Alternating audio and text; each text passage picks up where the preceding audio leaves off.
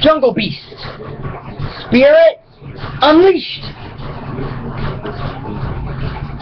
Alright guys, I'm here to review Power Rangers Jungle Fury. I know this took me over 2 months to get to, but that's just because while I actually did enjoy Jungle Fury, but I'll get to that later in the review, Overdrive was such a bad taste in my mouth that quite frankly it was just hard for me to actually watch this. Plus I got busy doing a lot of different things and you know all that. So anyway, Overdrive to me is the worst season in Power Rangers history. It's even worse than Turbo was, because as I said in the Turbo review, Turbo had a lot, there is some nice stuff in Turbo. Overdrive doesn't have a lot of redeeming factors. In fact, it has 0 to me. It's the only season I don't think I'd ever rewatch. Well, I won't rewatch Mystic Force, but I would over Overdrive. So, after hitting the absolute rock bottom of Power Rangers, the Jungle Fury step up the bat and hit a home run, or did it strike out? Sit back, relax, grab a drink, because this might be a long vid, because as you just saw, we are about to unleash the beasts. We're about to unleash ancient animal beasts of Jungle Fury. So Jungle Fury, it begins with a 2-part episode. Welcome to the Jungle, which starts at the secret Pai Schwa Ninja Academy. Why are all these ninja academies secret? How do you get a recruiting pitch for that? I don't know. But anyway, we see a class that is held by Master Mao, and he's teaching Theo Martin, Lily Chillman, and another student, Jared, who he wants to pick for something. And they're discussing something. Jared is a bully, and Mal sees him bullying a small cub over a towel, which another student, Casey Rhodes, gets them and gives to Jared, but him and Casey have a fight. Master Mal essentially expels Jared from the academy, and then Casey takes his place. So, Master Mal takes Casey, Lily, and Theo to the Forbidden Room, which is the basement of this academy. And he tells them about the ancient Beast War from 10,000 years ago. Yeah, and I don't mean the Beast Wars Transformers show, you know, that cool show, no. But he also explains about how during that Beast War, the ancient masters, or something, of the Order of the Claw, imprisoned a great evil named Dai Shi in a box. Okay, forces of good, let me give you some advice. Stop imprisoning great forces of evil in a box or a tomb or a dumpster even, or whatever Rita was imprisoned in. And if you are going to do that, have enough sense to either A, put a padlock on it, or put it in a safe, or bury the thing. How many great evils have been unearthed due to a bunch of people out of curiosity opening something? Rita from MMPR was, Rita from MMPR. Diabolical and Banshiro from Lightspeed Rescue, Low 4. They all came around by this thing. Put a padlock on your put a padlock on your thing that houses this great evil. Because you never know, the slightest bump and that great evil could be, unleashed on the world. Which, guess what, is what happens. Because Jared, in a upset fit, comes in and says that Master Mao had no real good reason to expel him. Master Mao said, I did have a reason. And he doesn't explain why. Oh, good! I bet Gosei must know Master Mao. So, after the fight with Master Mao and Jared, Guess what? The box gets knocked over and Daishi's released. Yep, the forces of good are about as stupid as a box of rocks at containing evil forces. At least in Power Rangers, anyway. Daishi wants to kill, you know, Casey, Theo, and... Oh, excuse me. He wants to destroy Casey, Theo, and Lily, because we can't use the word kill or death in a kid's show. But Master Mao intervenes, so Daishi destroys Master Mao. Master Mao then, before he dies, gives him an address to a place in Ocean Bluff where the three will find their new master. That address leads them to a place called Jungle Karma Pizza, which is led by R.J. Williams, who is the owner of this pizza parlor. And since they're hungry, they decide to stay at Jungle Karma and have some lunch. After lunch, RJ tells them if they're waiting on their master, they may want to stay at Jungle Karma because he might just show up. Casey and Lily agree to this because, well, they'll need money because they'll be in the real world and not whatever the Ninja Academy is. So, at this time, Daishi has gone back to a temple that was his during the Ancient Beast War. That's where he summons his foot soldiers, the Renshi, and his General Camille. Daishi sends a mantis monster to Ocean Bluff, and he makes this monster by grabbing an animal spirit and attaching it to the Renshi. That's quite innovative and quite clever. I actually like that part about how monsters are made here. For the early part of the season, then it just starts getting different about how these things are made. So, the mantis monster attacks the city. Theo, Casey, and Lily try to fight it, but they're overmatched, and RJ saves them, and thus RJ reveals that he is their new master. Now, after that, we are introduced to a very hyperactive customer of Jungle Karma Pizza, Fran. RJ eventually hires Fran because, well, he's going to need some extra help since, you know, Casey, Theo, and Lily have to go save the world from this ancient evil that was imprisoned in a box. So he gives them their solar morphers, which are sunglasses, which at first, admittedly, I had a problem with because, you know, sunglasses are like, why? But I will say this, they did grow on me because they are actually fairly inconspicuous. They're something that can be hid very easily. Okay, they can be hid very easily. Now, using them as a communicator is a bit stupid because if any normal person saw you talking into your sunglasses, they think you're nuts. But they are an original morpher, not just a Sentai morpher, so I do appreciate that they at least did an American morpher for this series. So, they eventually morph.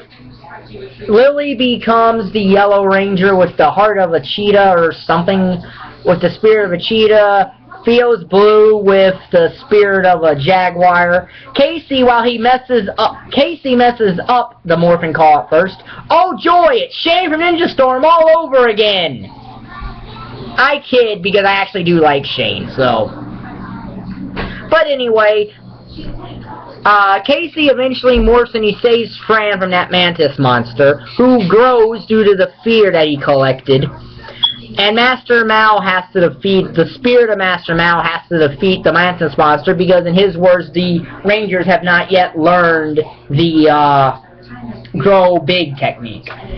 Also near the end of part 1, we find out that Daishi has possessed Jared. Well, there's no big surprise. An ancient evil is always going to possess somebody, isn't it? Anyway, the mantis monster goes to blow up a dam, which it does, and goes to flood the city. Now, at this time, RJ tells the Rangers through the command dojo where she's got these series of TV set up, and that's how he monitors situations. So, she tells the Rangers that they already know the grow big technique, and that all they gotta do is combine their animal spirits. And after they figure out that Lily's the heart of the team, Theo is the brains of the team, and Casey is the strength of the team, they are able to unite their animal spirits and summon the Jungle Pride Megazord. Now during this fight, Camille regurgitates this fly flit. who serves as comedic play-by-play commentary for Megazord fights. Flynn is one character I'm not going to be going over because other than his backstory, which is later revealed, there's not a lot to him other than being strictly comic relief. So, the Rangers eventually defeat the Mantis monster, and that sets up the status quo. And at that, you know, yeah. I already talked about how Daishi did possess Jared. That might have taken place at the end of part 2. I don't really remember. That was a couple weeks ago after I watched that. So, you know, there are some filler episodes here and there, but the story continues, you know, with the episode Ghost of a Chance. That's when I think the main story continues. There are some good character moments here and there, but it actually continues with an episode, One Master Too Many, or Way of the Master. Yeah. Where, to stop one of Daishi's monsters, the Rangers need a new weapon from a master named Master Fant, whose spirit is the elephant. At first, Fant is hesitant to teach Lily this technique until he sees Lily's fighting prowess, and it impresses him enough to where he eventually teaches Lily the technique, and Lily gets a new weapon, the Jungle Mace. What are you doing? Talking to yourself? Explain what you're doing. And Lily ends up getting a new, are you using this paper? a new weapon, the Jungle That's 3 Mace. pieces I need. And they get a Elephant Zord for the Megazord. So yeah, so anyway, they get an Elephant Zord as a shield and a mace for the Megazord. That was my mom a little bit. So then the Rangers get another new Zord and weapon from Master Swoop, a blind master who helps Vio out with understanding that sometimes it's good to focus on one thing at a time, because Vio's got the tendency to focus on multiple things because of his ego problem. Vio ends up getting his secondary weapon, the Jungle Fan. I should mention that their individual weapons are Casey's got the Nunchaku, Lily's got a bow staff, and Fio's got the Tonfas. So, if we had a Sai user and a sword user,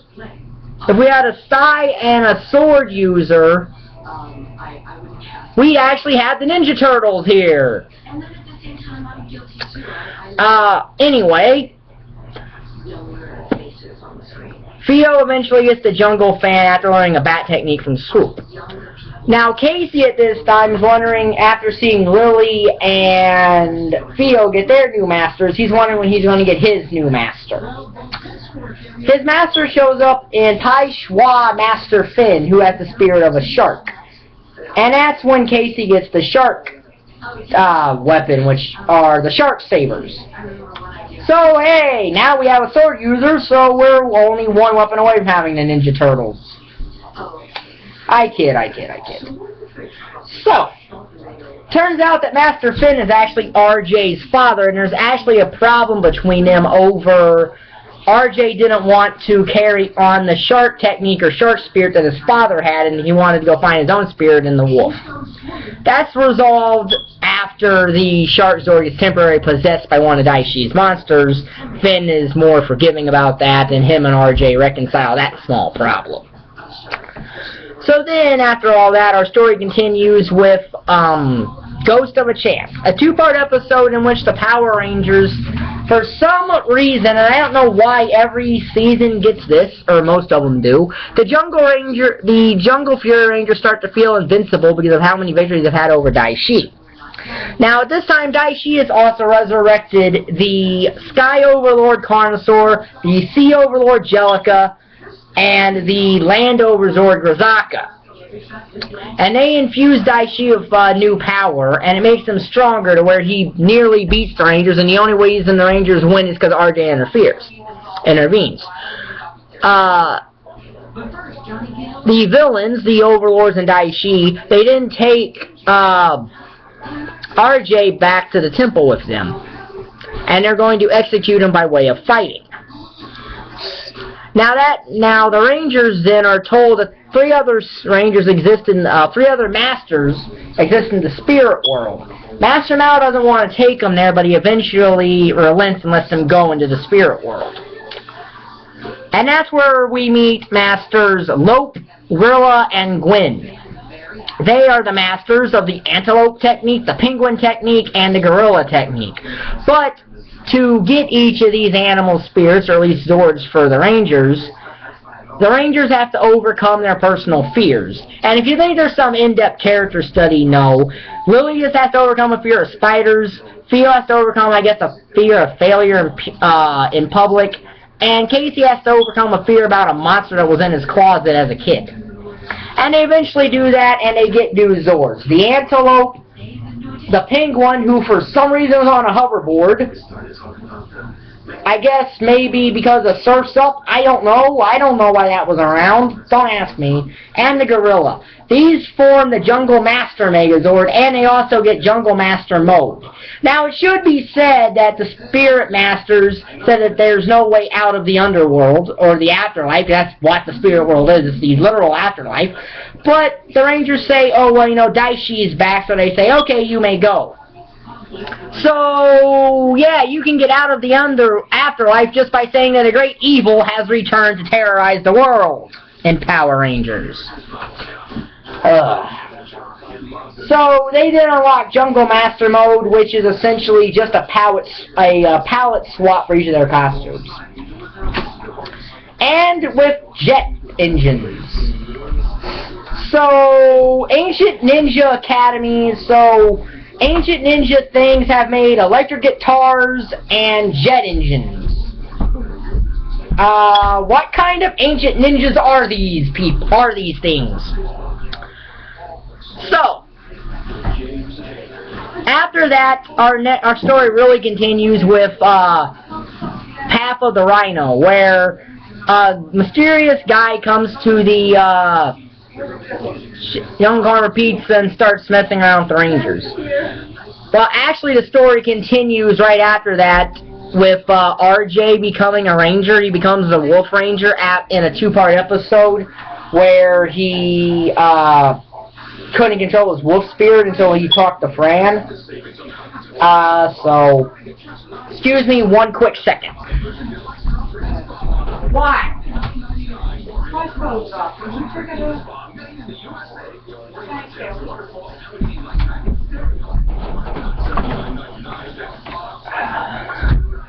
Sorry about that. I edit these kind of things out, but I don't know how to do that because I'm not using Windows Movie Maker for this. I'm just using the webcam on my computer, and I don't know how to I can't pause a recording on here, or at least I haven't figured out how to. So I am sorry about that. I had to do that for my mom. Anyway, RJ becomes the Lunar Wolf Ranger, which makes Casey question his role as leader. So then we get the next story advancing, which is Path of the Rhino, in which a mysterious man comes to the Jungle Karma Pizza, just JKP, and he starts messing with the the Rangers. RJ says that this is Dominic Hagen, or Hagen or whatever, and RJ knew him from the Pai Schwa Academy, and he's been living a nomadic life for the past 6 years. Dominic's a prankster, so the Rangers don't trust him too much. After seeing the Rangers morph and fight a monster, Dominic helps out, but almost gets an innocent bystander hurt. Dominic wants to join the Rangers, but because of his goof-off ways, they're a bit skeptical of it. Dominic tries to be serious, but his efforts, you know, he accidentally puts chili pepper on a chili pepper instead of normal pepper in the pepper shakers at the parlor during a lunch rush. Although, why would you eat pepper on a pizza? I mean, I'm sure some people do, but I don't think everyone in the parlor would. And he accidentally makes the weapons sticky while teaching the Rangers how to use them better. He's about to leave. Fran and Casey are making a delivery. Fran spots Dominic, but as on her way over to him, a sign falls. So Dominic, using his rhino spirit, stops the sign and saves Fran, and thus Casey tells him that he's welcome on the team, and Dominic joins the team.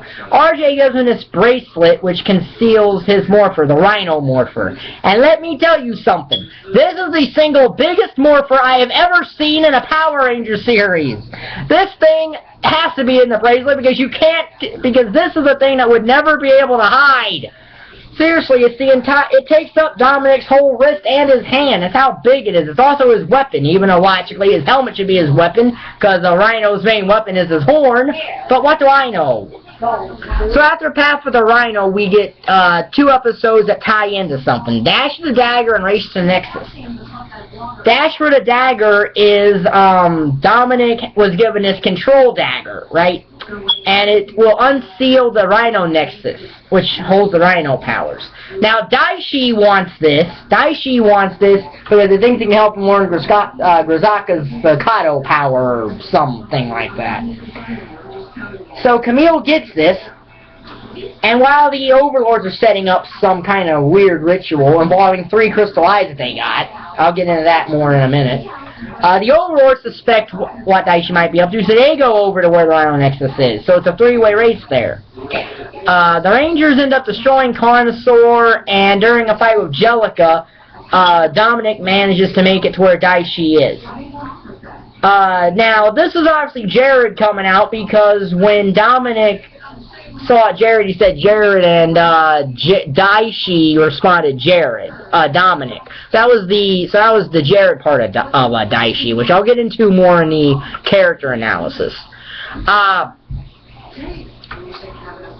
It turns out that the Rhino powers reject Daishi, but they accept Dominic, and it's essentially Dominic's Zord, the Rhino Steel Zord, which becomes a Megazord like every good Zord shouldn't it?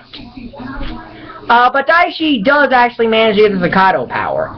So after destroying Grisaka, during the next episode, Rise of the Crystal Eyes, in which this archaeologist found the other 5 crystal eyes, which are used to bring back the Phantom Beasts, the Rangers end up at the end of the episode with them after they destroy Grisaka. But Jellica, with the 3 eyes they got left, decides to resurrect 3 of the Phantom Beasts. She resurrects 3 of them. Scorcher, Weiger, and Snapper, Weiger, and Scorch. Scorch is a spirit of an Avalon Dragon. Weiger's got the spirit of a White Tiger. And Snapper has the spirit of a Snapping Turtle. Jellica orders them to destroy Daishi, but they actually destroy Jellica because they want to work with Daishi. But we find out that they turned on Daishi during the original Beast War 10,000 years ago, so Daishi, not being completely rock stupid, tells them they need to earn the trust. And to earn their trust, Daishi has them bring the 3 masters to him. Swoop falls first, then after RJ visits his dad, they get Finn. Fant didn't really put up a good fight, but they also take Fant. So while the Rangers using their Rinzin power and the Crystal Eyes, the Phantom Beast put something on the 3 masters. Now while the Rangers are questioning why Daishi want the 3 masters, well, that's where the Spirit Rangers come in. Now, the Spirit Rangers are original creations. They are the second, third, and fourth original created Power Ranger in the history of the franchise. That's purely American made, I believe. I could be wrong about that, but I believe that. But I believe they're that. And the Spirit Rangers are remotely controlled by the 3 masters, who themselves are under a spell from the Rinzin power. After seeing his dad's spirit in the Shark Ranger, RJ calls out to that, and that briefly breaks the hold on Finn, who then briefly breaks on Swoop and Fan. In the episode One Last Second Chance, RJ has modified this thing to scramble. He's created this thing that scrambles radio waves or something. He's modified it to zone in on the Shark, Bat, and Elephant to destroy the Spirit Rangers. It works on the Shark Ranger, but it imprisons Finn inside a Crystal Eye. And Daishi wants a Crystal Eye thrown at the bottom of the lake so they can't let Finn out. RJ ends up getting across the crystal eye because Flit finds it and brings it to him. There was an episode where he befriended Flit. That's the same thing. That's the same one where we found out Flit's backstory, which essentially Flit was an ancient warrior that fought Camille. Camille turned him into a fly and basically put him in her stomach to take on a human form or something. It's the only real thing of note about Flit. So, RJ then discovers that his dad was managed to catch the starlight that was needed to revive the Phantom Beast. And with that starlight, he uses it to revive his father and bring his father back. RJ and Finn then save the other Masters who try to get through to Jared. It doesn't quite work, but it kind of does. But again, I'll get to that later. So then the Spirit Rangers help the Rangers defeat one of the Phantom Beast monsters. And then say they're going to join the team. But obviously, since they're American creations and voiced by guest stars, they're not going to be around for the remainder of the season permanently. Now, during 2 episodes, Weiger steals part of Casey's animal spirit, which causes him serious problems, but gives it back to him when Daishi, for failing to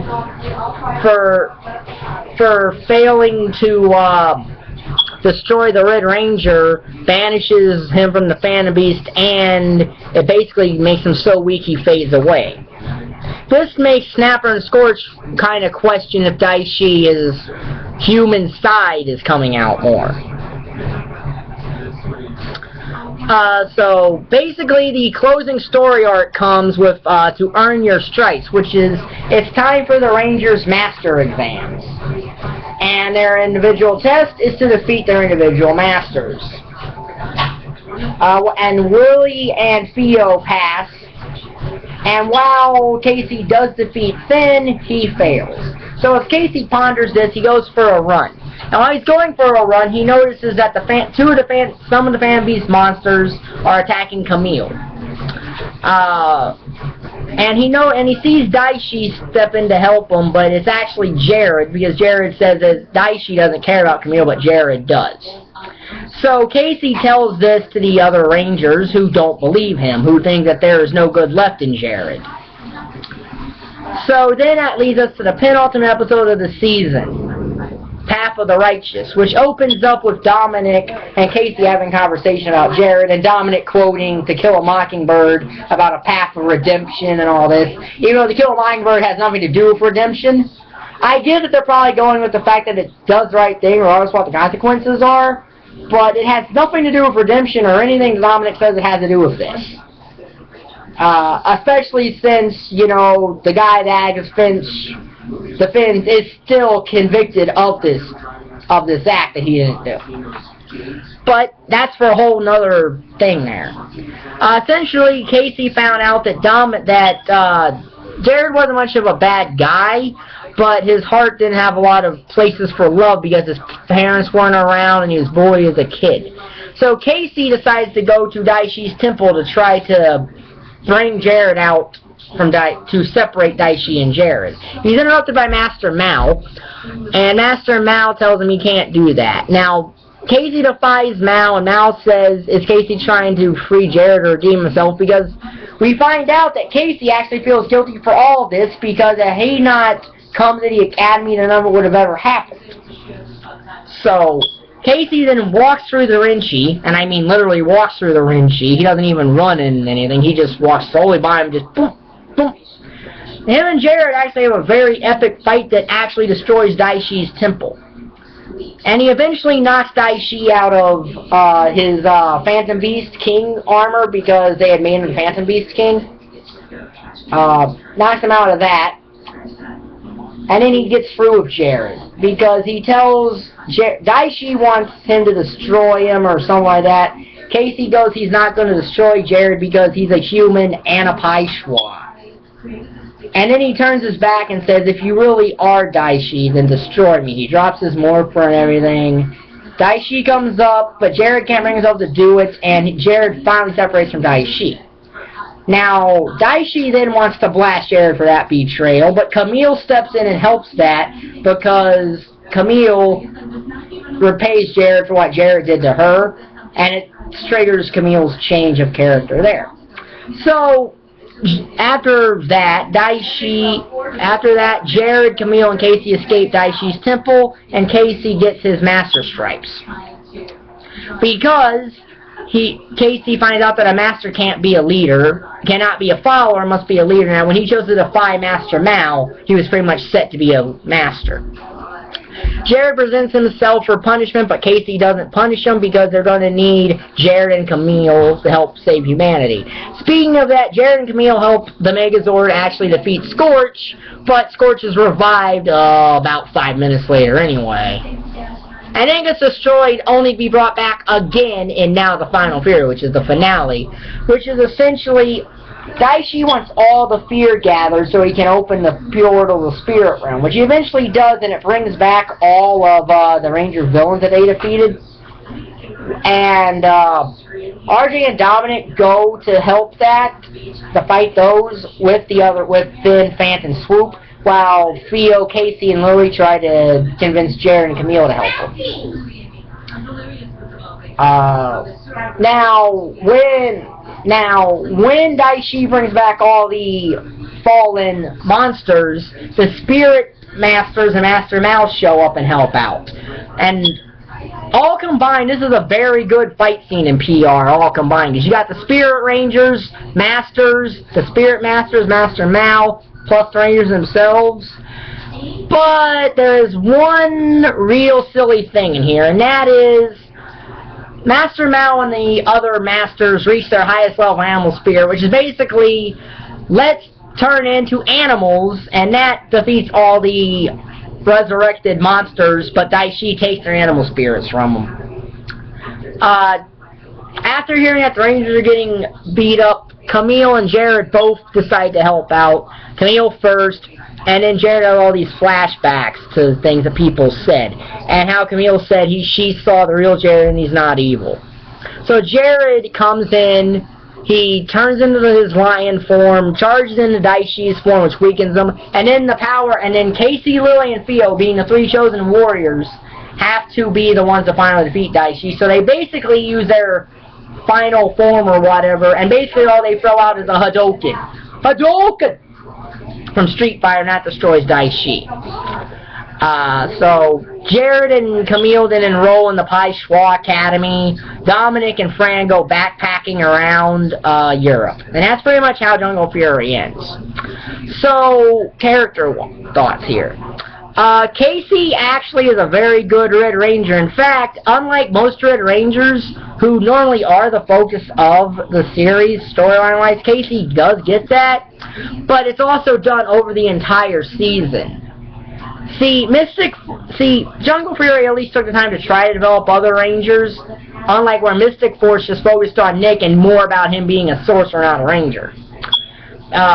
So, Casey ended up becoming a very, very good Ranger. Yeah, he started out not knowing everything, but he actually ended up being a very quick learner and a quick study.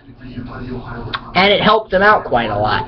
And in true Red Ranger fashion, he's the one who actually sees that just because Jared's possessed by evil doesn't mean that Jared himself is evil, despite other people not believing him. He was the strength for this team, and I do see why. Theo was considered the brains of the team. Theo didn't have too much in the way of development, other than changing the fact from being looking and trying to do too many things at once. He was really, after Swoop told him that, he eventually changed that. But he's more of the discipline of the team, more than anything. So, and once he learned to focus one thing at a time, and eventually got over not wanting to ask Lily out on a date, which he also did in the finale, Theo was fine. Lily was the least developed Ranger, other than Dominic, but that's due to certain things. But Lily didn't really need a lot of development. It's a shame that she didn't, because, Lily was fine. She was the heart of the team, and it showed. She was the most compassionate one of them. She even told Camille, when she didn't know that Camille was in disguise, that Camille was a good person deep down, which ended up being true. So, Lily was that good judge of character. Dominic sadly is the one with the least amount of development outside of his first few episodes, but that's just because he came in 2/3 the way through the series. So there wasn't a lot of time to add more to his character. But Dominic, to me, is this team's humor, meaning that it shows the team doesn't have to be perfect all the time and can have people with imperfections. Because Dominic's jokester, his jokester carefree attitude is quite a different kind of a Last Ranger introduction in a way. And I think that he's the team's humor because, like I said, it shows that a Power Ranger doesn't have to be completely perfect and all that. Then there's RJ. RJ is a very unique character to me. Okay? RJ filled this role that Tommy and Udana filled from Dino Thunder Mystic Force, a mentor who later became a Ranger. But in Jungle Fury, it got spread out through half a season before RJ became a Ranger, which was really good because it let the three-Ranger dynamic set in. Now, the Freezon Ranger economy, of course, was introduced in Ninja Storm, but 2 episodes in, you introduce the Thunder Rangers. 5 episodes in, time becomes a Ranger Dino Thunder, so you can see the problem about that kind of thing. But RJ as a mentor is actually one of the best mentors this show has had, because while he gave sound advice, he wasn't super serious, but he showed he was also knowledgeable while still being fun-loving and carefree. The only real problem with him is his daddy issues, but they're resolved really quickly. So, Fran, yeah, there could have been stuff done with her, especially when Fran found out the Rangers' identities. There could have been stuff there, could have been growing resentment or something like that. Kind of like if Falk and Squadron found out to be should have ever found out what the Rangers were. In fact, looking as though what they did, they actually erased their own minds and they wouldn't know it. So, there's a lot that could have been done with that, and sadly wasn't done with much with Fran. She was a wasted opportunity in some cases, though. Now, Daishi/Jared is a very complex villain. Probably the most complex villain the franchise has had for the sole reason of Daishi and Jared's bond with each other, being bound to each other. You never know what's Jared or what's Daishi. There's times where Jared's mentality comes out, there's times where Daishi comes out. But while Daishi is a traditional power-hungry character in his own right, him being bound to Jared gives him more human emotions. The Jared side of him cares for Camille and stuff like that, even though Daishi himself doesn't care for Camille. When Jared eventually does escape Daishi, he feels so guilty about what he did with Daishi bound him that he's very tentative to actually help the Rangers fight Daishi in the end. So, there was a lot more they could have done, but with what they did, it makes for a very compelling and complex character. Like I said, though, most of it was probably more Jared's inner jealousy towards Casey, but it still is a very complex villain. Camille, while not as complex, is still a very interesting villain. Especially during the Overlord saga, where she's the only one actually concerned with fighting the Rangers. But she has legitimate human feelings for Daishi, which Daishi himself doesn't show, but Jared replicates. And when Jared saves her from the Phantom Beast monsters, that sets off Camille's change of, she starts changing her ways and thinking about, different kind of things, which ultimately led her to the path of her redemption. So, yeah. So, honestly, this show is the best of the Disney era season to me. I still have RPM to watch, mind you, but this show takes what's good about Ninja Storm, Dino Thunder, and SPD, combines that, and takes out all the bad stuff of Mystic Force and Overdrive, and what Overdrive and Mystic Force did wrong. Okay? This is a very good series that I would argue is one of the greatest Power Ranger series of all time. Even if it was hindered, most likely, it does have its flaws, and some episodes do have lingering plot holes, but it is still a very, very good series. So that's the end of Jungle Fury. We are finishing out the Disney era next time as we get in gear with RPM. See you then.